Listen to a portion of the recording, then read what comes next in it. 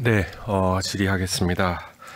저는 요새 굉장히 뜨거운 사형제 그리고 가석방 없는 종신형 제도에 대한 입장을 우리 법무부 장관과 법제처에 질의하도록 하겠습니다.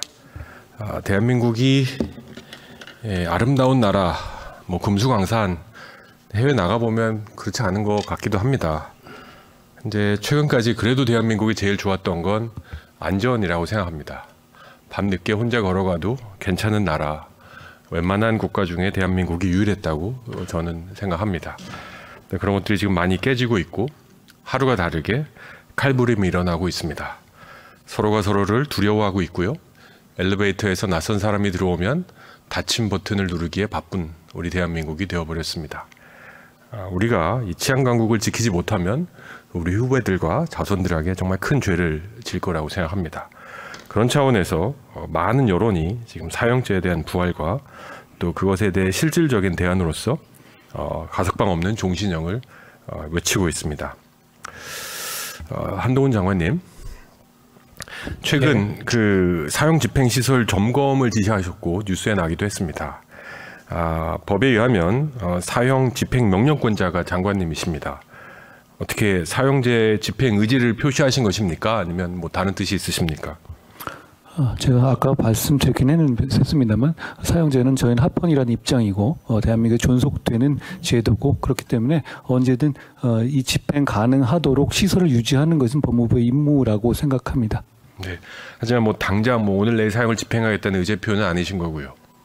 그런 건 미리 의지를 밝힐 문제는 아닙니다. 네. 통계를 보면 우리나라는 26년간 사형이 집행되지 않아서 국제적으로 실질적 사형제 폐지국으로 분류되고 있습니다. 여러 이유, 철학적인 이유, 그리고 법사위에서 논의했지만 이유와의 외교적 마찰을 포함한 여러 가지 실질적 이유가 어려워서 집행이 어렵다고 장관이 설명하셨고 저도 동의했습니다. 그래서 저도 그리고 법무부도 최근에 가석방 없는 종신형 위한 법안을 제출하고 이거에 대한 논의를 기다리고 있습니다. 몇몇 가지 지금 가정을 하는데 장관님, 법무부에서 이 법안을 발의하실 때 법적으로 사형제를 대체할 생각이셨습니까? 아니면 사형제 존치하고 추가적으로 가석방 없는 종신형제를 도입하자는 의도십니까? 전 미국의 27개주처럼 그 병존하자는 취지였습니다. 예, 그렇습니다. 그래서 그 취지에 동의합니다. 통계를 보면요. 무기징역 받은 사람들, 제가 알기로 웬만한 살벌한 범죄를 저지르지 않으면 무기징역 나오지 않는다고 알고 있습니다. 그렇습니다. 사람을 죽여도 3년형 받은 사람까지 있다는 걸 알고 있으니까 무기징역은 살벌하고 정말 흉악범 중에 흉악범인데요. 1년에 40명까지 가석방된 적이 있습니다.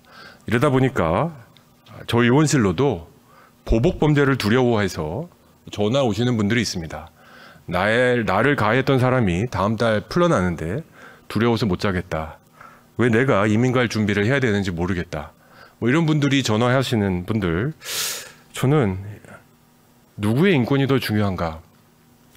개인의 자유의 한계는 타인의 자유와 인권을 범하지 않는 선이 저는 한 개인의 자유의 한계라고 생각합니다.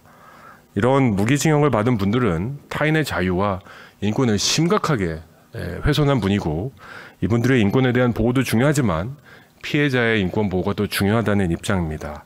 그래서 저는 가석방 없는 종신형이 반드시 필요하다고 생각합니다. 이런 와중에 제가 질의를 하게 된 이유는 바로 법원행정처에서 최근에 발의한 최근에 국회로 보내신 의견서입니다. 사실상 반대에 가까운 신중 검토 의견서를 보내셨고요. 수백 개의 기사가 났습니다. 가석방 없는 무기징역 중단, 급물살 중단되나 법원 실질적 반대, 뭐 이런 기사들 우리 법원행정처장님 읽어보셨죠? 네, 법원행정처장입니다. 네, 의견서를 내셨습니다. 사실상 반대에 가까운 신중 검토 의견서를 냈다는 기사 동의하십니까? 아니면은 뭐 오보입니까? 저희들의 의견서에 담았던 취지와 정확하게 부합하지 않는다라고 저는 생각하고 있고요. 그러면 네. 찬성하십니까? 네. 법원행정처도? 그럼 이제 제 질의 여기서 끝내면 됩니다. 저희들은 하여간 이거는 그 법원행정처의 그 부분에 대한 기본 입장은 국회 입법 정책적 사항이라는 겁니다. 저희들이 법원의 독자적 이유를 내어서 반대할 특별한 이유나 근거는 없다는 것이 저희들의 기본 입장입니다. 저는 그럼에도 불구하고 이 여러 가지 그 의견서를 제가 꼼꼼히 읽어봤습니다. 제가 특정 법안에 대해서 이렇게 의견서를 한 줄 한 줄 읽어본 적도 많지 않았던 것 같은데요. 굉장히 많은 단서를 다졌고 여기서 제가 두 가지, 세 가지만 짚고 넘어가고 싶은데 한 가지가 위헌성이 있을 수 있다는 얘기를 하셨습니다. 위헌성은 한번 우리 자료를 한번 보여주실까요? 자, 우리 밑줄 친 내용 우리 처장님 수영자어로 시작되는 한번 밑줄 친 내용 한번 읽어주십시오. 수영자와 공동체의 연대성을 영원히 단절시킴으로써 수영자의 인간으로서의 존엄 가치를 침해한다는 비판과 더불어 신체의 자유의 본질적 대응을 침해한다는 비판의 소지가 있을 수 있다라는. 예. 자, 수영자와 공동체의 연대성을 영원히 단절시킨다. 뭐 일견 사실일 수 있습니다만 저는 법원행정처장님 우리 사회에 어찌 보면 영원히 격리시켜야 될 그런 사람들 뭐 괴물이라까지는 부르지 않겠습니다만 존재하는 것 같습니다. 굳이 성경을 인용하지 않아도 한 사회에 악이 발생하면 그 악을 과감히 제하라고 하였습니다.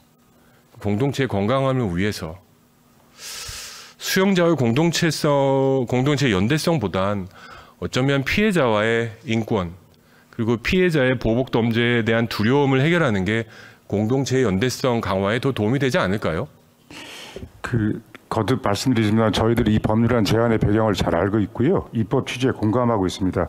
이런 다양한 문제를 저희 상정한 것은 그걸 통해 서 반대를 한다기보다는 이 입법안이 형사정책으로 굉장히 중요한 문제이니만큼 상정 가능한 이론적 현실적 문제를 제기하고 그런 거에 대한 비교 형량의 과정이 충실하게 되기 위한 저희들의 문제 제시라는 것을 말씀드립니다. 그럼 처장님 공개적으로 반대는 아니시라는 거죠? 네, 이런 것들을 검토해 보자는 거죠? 그렇습니다. 자, 또 한 가지는요. 지금 꼭 한번 짚고 넘어가고 싶은 게 있습니다. 다음 슬라이드 하나 보시죠. 교도소 안에서 또 살인한 20대 무기수, 대법원 사형은 과해 이랬습니다. 한 무기수가 무기징역을 살다가 교도소 내에서 살인을 저질렀습니다.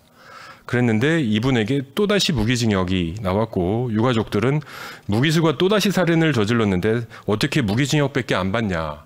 상식선에서 이해할 수 없다 이랬습니다. 이분이 1심에서는 사형을 선고받았는데 대법원에서 무기징역 받았습니다. 많은 전문가들이 대법원에서 원심처럼 사형 판결을 내렸다면 문제는 없었을 것이다. 이런 판결을 합니다. 대법원이 사형 판결에 대해서 너무 기피하는 현상이 이런 실질적으로 가석방 없는 무기징역 도입을 필요하게 만들고 사형을 받아 마땅할 집행을 하든지 안 하든지 관계없이 이런 분들이 무기징역을 받고 40명씩 가석방이 되고 이러면서 보복 범죄에 대한 위험 그리고 두려움이 우리 사회에 너무 크게 퍼져갑니다. 판사로서 양심을 지켰다. 잠 잘 잘 수 있겠죠. 하지만 이것이 주는 파장 효과가 너무 큽니다. 왜 이렇게 법원은 사형 선고를 기피하십니까? 처장님 이거 웃을 일이 아닙니다. 아니, 너무 정말 미소를 짓고 계신데 아닙니다. 전혀 아닙니다. 너무 근본적으로 어떻게 대답을 할까 순간적으로 당혹해서 말씀드린 거고요. 지금 의원님께서 말씀하고 있는 문제의식은 저에게 굉장히 그대로 다가오고 있습니다. 바로 그런 부분 때문에 근데 어떻게 이렇게 신중한 언론이 보기에 한 명도 예외 없이 사실상 반대로 해석할 수밖에 없는 의견서를 국회에 제출하셨습니까?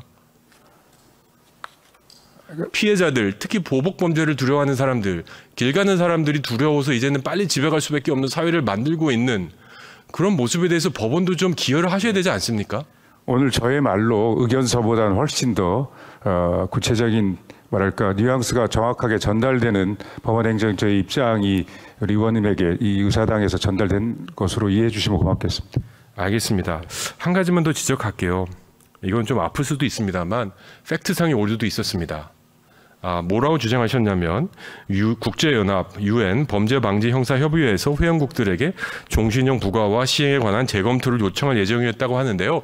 사실이 아닙니다. 실은 여기서 주최한 회의에서 국제 NGO 한 단체가 와가지고 주장한 것을 한국형사정책연구원이 오역을 했어요. 그걸 법원행정처에서 그대로 인용을 하셨습니다. 사실관계도 틀렸어요.